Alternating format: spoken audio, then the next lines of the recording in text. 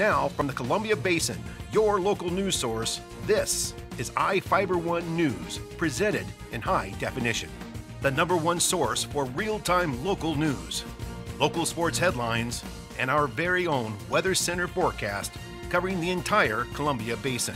With your iFIBER 1 News team, reporting news in real time as it's happening.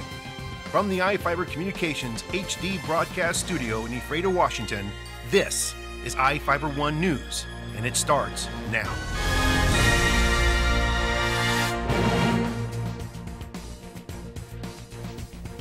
Welcome to iFIBER 1 News. I'm Cody Johnson with news from around the Columbia Basin for Wednesday, January 23rd. Tonight we report on how a fire destroyed a building near Soap Lake and how the Grant County PUD seeks input on a transmission line. We report on how Quincy is adding bathrooms to a park and how efforts are helping to save the poor farm. In sports, we have highlights from last night's basketball games in Soap Lake. Our spotlight story tonight is a report from Representative Judy Warnick. And we have the latest weather forecast from the Columbia Basin from the iFIBER 1 Weather Center. Our top story tonight, a detached garage went up in flames last night in the Westmont Acres neighborhood west of Soap Lake. Here with the story is Ryan Lancaster. A detached garage went up in flames Tuesday night in the Westmont Acres neighborhood west of Soap Lake. The fire was reported in the 20,200 block of Cherry Road Northwest at just before 5 p.m. 2 engines and 14 firefighters with Grant County Fire District 7 responded, according to District 7 Chief Kirk Shepard.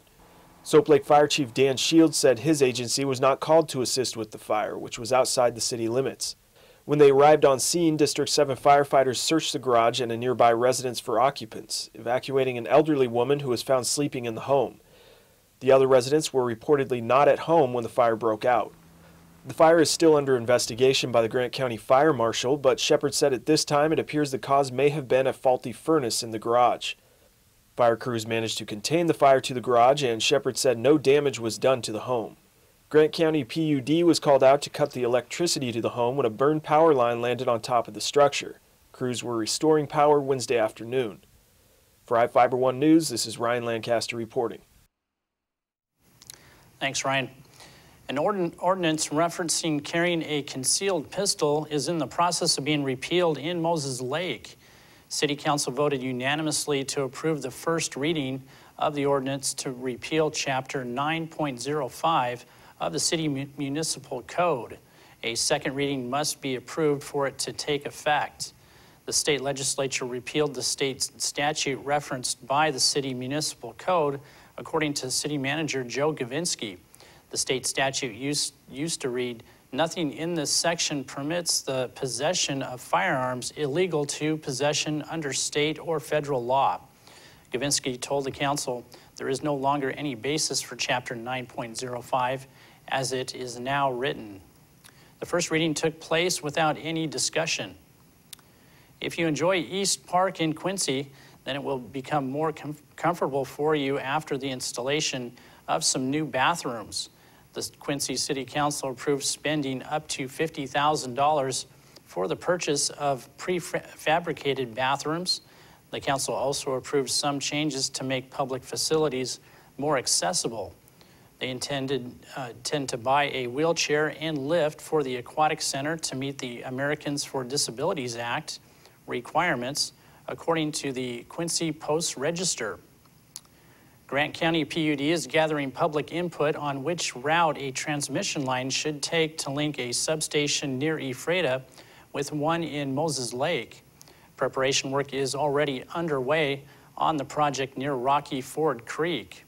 PUD officials say the project supports the county's growing electric demand and improves service reliability to customers. The 150 kilovolt line will connect the Rocky Ford substation with either the Dover substation on Panton Boulevard or the Larson substation on Road 7 Northeast. 3 potential routes have been selected based on their feasibility and criteria, including social and environmental impacts. The final route will be determined following public comment on 2 open house meetings. The first is January 31st from 5 p.m. to 8 p.m. at Grant PUD's Moses Lake office located at 312 West 3rd Avenue. The second takes place February 7th at the same location. Grant PUD staff will present information on the proposed transmission line and solicit public input via written comment regarding the potential routes. Landowners and other people interested in learning more about the project and the proposed routes are encouraged to attend either meeting. 2 featured speakers at the Othello Sandhill Crane Festival were announced recently. The April event draws tourists from around the state to Othello to learn more about the cranes and area wildlife. This year, the theme for the festival is migration. One speaker is ornithologist Richard Johnson from the University of California at Berkeley. He's an expert in the ecology of avian and mammal species. Johnson plans to speak about how biologists have been studying avian migration according to the Othello Outlook. Heidi Olsch will speak during the festival banquet about feathered artifacts, which is a reference to nest building by all kinds of birds.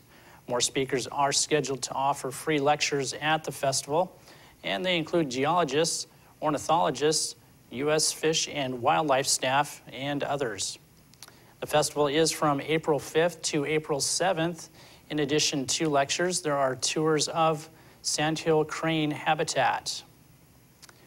Each of the people you see here have warrants for their arrest and are wanted by various law enforcement agencies. If you see any of these people, the DOC asks you not attempt to detain or apprehend them, but to call police. You can also call the Department of Corrections at 509-764-6180 during the day, or 509-762-1160 after 5 p.m. We'll be right back after these messages with the latest from the iFIBER 1 Weather Center, sports, and more news.